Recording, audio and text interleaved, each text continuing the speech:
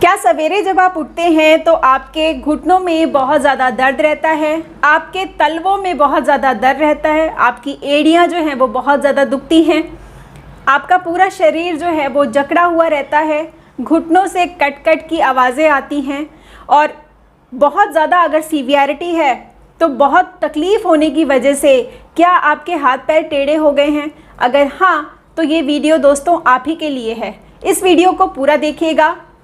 मैंने पूरी conversation doctor Sandeep Sharma ji के साथ किया, जानने की पूरी कोशिश की कि ऐसा क्यों होता है, क्या है इसकी असली वजह, क्यों हमको आर्थराइटिस हो जाता है, क्यों हमको ऑस्टियोपोरोसिस से डायग्नोस किया जाता है, ऐसा क्या कारण है। हम दूध पीते हैं, कैल्शियम की चीज़ें भी खाते हैं, फिर भी ऐसा क्यों हो जाता है। सभी को बचपन से ये सिखाया जाता है जब हम छोटे होते हैं कि दूध पियो, कैल्शियम मिलेगा, हड्डियाँ मजबूत होंगी, लेकिन ऐसा क्या हो जाता है कि हमारी हड्डियां कमज़ोर पड़ जाती हैं और आजकल तो जवानों की हड्डियां कमज़ोर हो रही हैं। तो चलिए डॉक्टर संदीप शर्मा से इसका असली कारण समझने की कोशिश करते हैं। सर, आर्थराइटिस के पेन से सारी दुनिया परेशान है। मैं बहुत सारे लोगों से सुन रही हूँ कि बहुत कम उम्र में उनके जोड़ों में दर्द शुरू हो जा रहा है, घुटनों में दर्द शुरू हो जा रहा है और चेकअप कराने पे डॉक्टर्स ये कहते हैं कि उनको ऑस्टियोपोरोसिस हो गया है। तो इसका फाइन। क्या कारण है सर? ये क्यों हो रहा है? आजकल यंग जनरेशन क्यों इसमें मतलब ग्रस्त हो रहे हैं? यूजुअली ये कहा जाता है कि जोड़ों का दर्द आफ्टर 60-70 के बाद होता है। अर्थराइटिस आज के डेट में बहुत तेजी से बढ़ता जा रहा है। जैसे डायबिटीज बढ़ रहा है वैसे अर्थराइटिस बढ़ रहा है। तो अर्थराइटिस वर्ड आते साथ ही अपने को एक दिमाग में आता है कि जोड़ों में दर्द होगा, अर्थराइटिस। अब अर्थराइटिस जो है वो जोड़ों में दर्द हो रहा और जोड़ों का सूज जाना, उसपे उसको मूवमेंट करने से कट कट की आवाज आना, उसमें पेन होना, अच्छे से मूवमेंट ना हो पाना, उसको अपन क्या बोलते हैं? आर्थराइटिस। तो आर्थराइटिस में क्या होता है, आपके जोड़ कुछ ऐसे हो जाएंगे, ठीक है, आपके हाथ टेढ़े मेढ़े हो जाएंगे, उनमें सूजन आ जाएगी। ये कंडीशन क्या कह रहती है? आर्थराइटिस। लेकिन आर्थराइटिस जो है एक प्रकार का नहीं होता, कई प्रकार के होता है, ठीक है। Reactive arthritis, rheumatoid arthritis, juvenile arthritis, ठीक है। ये इसके कुछ टाइप के प्रकार हैं आर्थराइटिस के। इसमें क्या होता है, जो हमारी हड्डियां होती हैं उसके जॉइंट्स स्मूथ नहीं रहते, वो इरेगुलर हो जाते हैं। जैसे आप यहाँ पे देखेंगे ये जॉइंट्स जो है ये इरेगुलर है। तो आप जब इस पे जॉइंट्स पे आप ध्यान देंगे तो ये क्या होगा, जो हड्डियां जिनके बीच में जॉइंट्स है वो उनका शेप जो है इरेगुलर हो जाएगा। जैसे आप नॉर्मल का देखेंगे तो नॉर्मल में एकदम बढ़िया स्मूथ सरफेस है, लेकिन जहां पे आर्थराइटिस है वहां पे क्या हो गया, टेढ़ा मेढ़ा हो गया है, खुरदुरा हो गया है। तो जब खुरदुरे चीजें आपस में रगड़ेंगी तो उनमें क्या होगा, कट कट की आवाज आएगी। सेम टू सेम वही होता है आपके साथ, ठीक है। पहला। दूसरा, एक होता है रिएक्टिव आर्थराइटिस और रूमेटॉइड आर्थराइटिस। तो मैं आपको एक अलग ही कहानी बताने वाला हूं, आर्थराइटिस का जन्म कैसे होता है। तो जिस जिस प्रकार की आर्थराइटिस उस प्रकार का उसका बिहेवियर। अब मैं बताता हूं आपका डाइट कैसे आपका डाइट आपको आर्थराइटिस करवा देता है। तो पहले अपन बात करते हैं रिएक्टिव आर्थराइटिस की, ठीक है। ऑटोइम्यून आर्थराइटिस मतलब क्या होता है, हमारा बॉडी हमारे जोड़ों के अगेंस्ट ही क्या बना देता है, एंटीबॉडीज बनाता है, जिससे हमारे जोड़ क्या होती है, खराब हो जाती है, ठीक है। तो जोड़ कैसे खराब हो जाएगी, दो जोड़ों के बीच में अगर हमारा एंटीबॉडी जाके अटैक कर देंगे इन जोड़ों में, तब क्या होगा, वहां पे खुरदुरापन आ जाएगा। तो जैसे ये देखिए, ये जो हड्डियां हैं ये एकदम स्मूथ हड्डी है, तो इसमें जब भी आपस में रगड़ खाएंगी तो कोई आवाज नहीं आएगी और आपस में अच्छे से मूवमेंट होगा और स्मूथ मूवमेंट होगा। लेकिन अगर आर्थराइटिस हुआ तो जो हड्डियां हैं उनके बीच में ये जो नीला नीला कलर का देख रहे हैं ना, ये हाइलिन शीथ होती है, ये क्या होती है, डैमेज हो जाती है और कई बार तो वो आपस में फ्यूज हो जाती है, तो उनमें मूवमेंट होता ही नहीं है। तो अगर ये जो हड्डियों के बीच में ये जो आप नीला नीला कलर का देख रहे हैं, ये जो है जॉइंट का एरिया है, अगर इसमें किसी भी कारणवश डैमेज हो गया तब अपने को आर्थराइटिस हो जाएगा। अब मान के चलते ये आपका एकदम अच्छा सा जब था, एकदम सब कुछ सही चल रहा है, कोई आर्थराइटिस नहीं है। ये जो जॉइंट में अगर हमारा बॉडी हमारा इम्यून सिस्टम अगर इस पे अटैक कर देगा तो ये क्या कर देगा, पूरा इसको डैमेज कर देगा और जो बोन्स है उसका भी शेप क्या कर देगा, इरेगुलर कर देगा। पहले तो एकदम स्मूथ था, अब क्या होगा, इरेगुलर हो गया। तो और उसके बाद कई बार तो पूरे ऊपर जो ब्लू वाला हाइलाइन दिए तो ये पूरा डैमेज हो जाता है और ऊपर वाला हड्डी नीचे वाला हड्डी के साथ फ्यूज हो जाता है।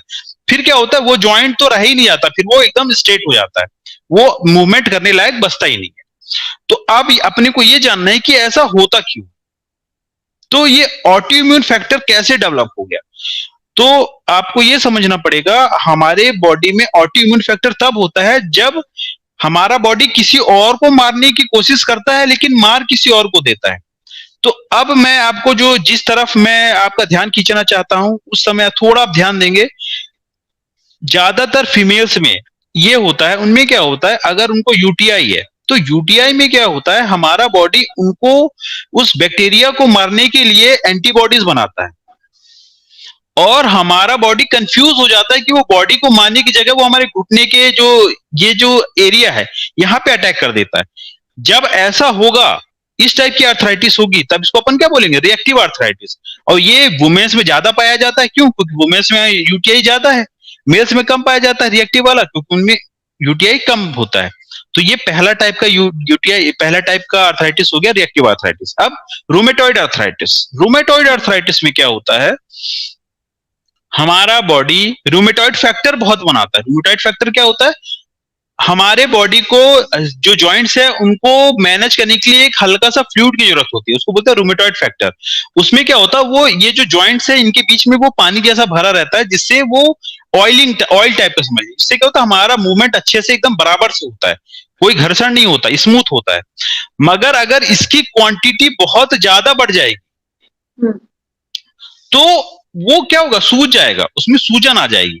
ठीक है, उसमें सूजन आ जाएगी, और जब सूजन आ जाएगी तो क्या होगा, वो फूल जाएगा। अब ये होता क्यों, तो अब आपको मैं जो बता रहा हूं उसको सुनिएगा। अगर हमारे बॉडी में शुगर कंटिन्यूअस बढ़ा रहेगा तब हमारे बॉडी उसको शुगर को ठिकाने लगाने का उसके पास कई मैकेनिज्म है। पहला, या तो उसको वो लीवर में फैट में कन्वर्ट कर दे, अगर वो लेवल भी पार हो गया तो कुछ का बॉडी उसको ब्लड में ही छोड़ देता है, उसको कुछ नहीं करता, उन लोगों को डायबिटीज हो जाता है। कुछ लोगों का बॉडी, कुछ लोगों में क्या होता है, वो बॉडी उस ग्लूकोज को जो है रूमेटॉइड फैक्टर में कन्वर्ट कर देती है, उनको क्या हो जाता है, रूमेटॉइड आर्थराइटिस। कुछ लोगों को वो ब्लड शुगर जो है वो कोलेस्ट्रॉल में कन्वर्ट कर देती है, उनका कोलेस्ट्रॉल बढ़ जाता है। कुछ लोगों का बॉडी उस शुगर को ब्रेन में जाके डिपॉजिट कर देती है, उनको पार्किंसन डिजीज हो जाता है। तो नहीं, ये बिल्कुल भी नहीं बता सकते कि किसके बॉडी में क्या होने वाला है। मगर अगर किसी को रूमेटॉइड आर्थराइटिस है, इसका मतलब उनका ब्लड शुगर कंसिस्टेंटली क्या हो रहा है, बढ़ा हुआ है, और बॉडी उसको कहां पे डिपॉजिट कर दे रही है, जॉइंट्स में डिपॉजिट कर दिया, उनको क्या हो जाएगा, रूमेटॉइड आर्थराइटिस। तो ये तो कारण किसकी वजह से हो गया, अगर आपका शुगर बढ़ा हुआ है। अब कैसे ये सब चीजें आप डाइट से ठीक कर सकते हैं, डाइट से कैसे ठीक करेंगे, अगर आप डाइट अपना अच्छा रखेंगे तो आपको यूटीआई नहीं होगा, और जब यूटीआई नहीं होगा तो आपको रिएक्टिव आर्थराइटिस नहीं होगा। अगर अपना आप डाइट अच्छा रखेंगे तो आपको डायबिटीज, आपका शुगर फ्लड नहीं होगा, और जब ये दोनों नहीं होगा तो आप दोनों प्रकार के आर्थराइटिस से क्या हो जाएंगे, बच जाएंगे। तो ये हो गया टोटल खेल आर्थराइटिस का। जी, तो सर इसका सोल्यूशन क्या है, सोल्यूशन मतलब क्या क्या फ्रूट्स वेजिटेबल्स खाना चाहिए जिससे ये आर्थराइटिस जैसी समस्या से बच सके, खास करके यंगस्टर्स के लिए। सर यंगस्टर्स के लिए ज्यादा परेशान है, ओल्ड एज में तो खैर समझ में आता है कि बॉडी में थोड़ा हमारा जो लिक्विड होता है वो कम हो जाता है, लेकिन यंग एज में वो ऐसा क्या खाएं, कैसी डाइट रखें जिससे उनको प्रॉब्लम ना हो। एग्जैक्टली तो मैंने आपको जो ओवरऑल जो स्टोरी सुनाई, इसी में उसका इलाज छुपा हुआ है। अगर हम अपने खाने को ऐसा डिजाइन करें, ऐसा खाना खाएं जो हमारे ब्लड शुगर को नहीं बढ़ाएगा, जो डायबिटिक डाइट है, जब वो वाली डाइट आप खाएंगे तो आपको रूमेटॉइड आर्थराइटिस में भी वही इलाज है, वही सेम टू सेम डाइट से आप क्या कर सकते हैं, उसको ठीक कर सकते हैं। पहला। दूसरा, आप अगर एक हेल्दी डाइट खाएंगे जिसमें नॉन वेज नहीं होगा। अब मैं आपको एक और फैक्टर बताता हूं, जो नॉन वेजिटेरियन फूड होता है उसको जब आप लेते हैं, जब मिल्क लेते हैं, मीट लेते हैं, चिकन लेते हैं, एग लेते हैं, तो वो क्या होता है, वो एनिमल प्रोटीन में कुछ ऐसे अमीनो एसिड्स होते हैं, जब वो ब्लड में जाते हैं तो ब्लड की एसिडिटी बढ़ा देते हैं। और हमारे बॉडी के पास एक ऐसा मैकेनिज्म है कि अगर ब्लड में एसिड लेवल बढ़ेगा तो ब्लड क्या करता है, बोन से कैल्शियम निकाल के उसको न्यूट्रलाइज करने की कोशिश करता है। तो जो लोग हाई एनिमल प्रोटीन डाइट पे होते हैं, उनका बोन जो है वो वीक होने लगता है और उनको ऑस्टियोपोरोसिस की बीमारी हो जाती है। जब ऑस्टियोपोरोसिस होगा तो जॉइंट्स के भी बोन में भी क्या होगा, कैल्शियम निकल जाएगा, तो उनको ऑस्टियोपोरोसिस, तो उनको फ्रैक्चर बहुत जल्दी जल्दी होता है। तो जो सबसे पहला तो क्या खाना है अलग छोड़े, पहले अपने को ये देखना है क्या नहीं खाना है। तो अपने को कोई भी नॉन वेजिटेरियन फूड नहीं खाना है जिसमें एनिमल प्रोटीन हो, जिसकी वजह से हमारा ब्लड एसिड लेवल बढ़े और हमारा कैल्शियम बोन से क्या हो, लॉस हो जाए। तो जो सबसे बड़ा मिथ है दुनिया का कि दूध पीने से कैल्शियम बढ़ता है, बोन स्ट्रांग होता है, ये उल्टा है। बोन हमारा वीक होता है दूध पीने से, रेड मीट खाने से, चिकन खाने से। तो सबसे पहले तो क्या नहीं खाना है वो क्लियर हो गया। अब खाना क्या है, अब अपने को वो चीजें खानी है जिससे कैल्शियम मिलता है। तो दूध से तो नहीं मिलता, ये मैंने बता दिया। मिलता किससे, सीधी बात है, जिससे गाय को मिलता है। आप वो चीजें खाएंगे जो प्लांट्स, जो गाय खाती है वो क्या खाती है, प्लांट्स। तो आप भी क्या, आपको क्या खाना है, प्लांट्स खाने। तो आप क्या करें, फ्रूट्स वेजिटेबल्स खाएंगे तो उसके अंदर जो कैल्शियम है उसने पृथ्वी से लिया, अर्थ से लिया है, तो वो कैल्शियम भी आपको वहीं से मिलेगा। और उस कैल्शियम को न्यूट्रलाइज करने की जरूरत नहीं पड़ेगी। क्यों, क्योंकि फ्रूट्स वेजिटेबल क्या होते हैं, एल्कलाइन होते हैं, तो हमारा ब्लड एल्कलाइन रहेगा, तो हमारा बोन से कैल्शियम निकलेगा नहीं, तो हमारा बोन भी स्ट्रांग रहेगा, उसको कैल्शियम भी अच्छे से मिलेगा। आपको जो गट के बैक्टीरिया वो भी अच्छे रहेंगे, तो यूटीआई भी नहीं होगा। और आप आज फ्रूट्स वेजिटेबल खाएंगे, आपका शुगर भी नहीं बढ़ेगा, तो आपको रिएक्टिव आर्थराइटिस भी नहीं होगा। सब बीमारी का एक इलाज, सब आर्थराइटिस का एक इलाज। जी, मतलब जिस तरह से प्रकृति ने हमको जीवन दिया है, हवा के रूप में हमें ऑक्सीजन प्रोवाइड करती है, उसी तरह से खाना भी प्रकृति से ही लेना पड़ेगा। और कहां से लेंगे, बिल्कुल। क्योंकि आपको लग रहा है जो आप प्राकृतिक खा रहे हैं ना, वो भी प्राकृतिक ही खा के बना हुआ है। गाय को आपने क्या चिकन बटर मसाला खिलाया था क्या, वो प्राकृतिक ही खा के बना था। आप है जो गलत डायरेक्शन में खाना खा रहे हैं। जो नेचुरल जानवर है वो तो अपना सही खाना खा रहे हैं। हम इंसान एक विचित्र ऐसे जानवर बन गए हैं जो कि दूसरे जानवर को खा रहे हैं। भाई वो हम हमारे लिए वो बने ही नहीं है। हमारा बॉडी, हमारा मैकेनिज्म वैसा डिजाइन ही नहीं किया गया है। तो प्राकृतिक से खाएं या फिर एक्चुअल में हम जिसके जो खाने के लिए बने हम वो खाएं। तो सीधी बात है। अब आप कसम खा लो, नहीं अब तो मैं लकड़ी खाना चालू करूंगा, मैं पत्थर खा लूंगा, कांच खा लूंगा, और फिर मैं पेट खराब होगा, मेरी तबियत खराब, बोलेंगे सर ये मेरी तबियत क्यों खराब हो रही है। सीधी बात है, आप जिस चीज को खाने के लिए डिजाइन नहीं किए गए हैं वो खाएंगे तो आप बीमार पड़ेंगे। तो एज अ डॉक्टर क्या सलाह देंगे, वो चीज ना करें, सिंपल। उसको नहीं खाएंगे, जो चीज जो आप खाने के लिए बने वो खाएंगे, सब बीमारियां दूर हो जाएंगे आप।